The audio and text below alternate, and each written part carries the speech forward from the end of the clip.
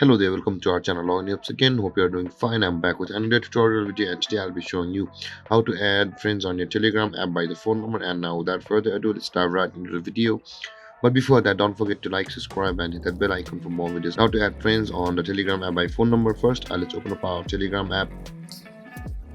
And after opening the Telegram app, you should know a thing that is all your contacts will be available over here, which is on the contact list of Telegram. And the only contacts whom have installed the Telegram on their side or their phone will be available over here. For example, if you want to see your friends contact over there, first save your friends contact over here, and after saving your friends contact on your phone, if they have installed Telegram, they will be available on the contacts page of Telegram.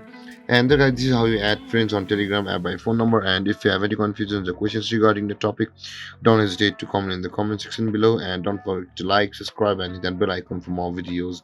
Thank you for watching, guys. Peace.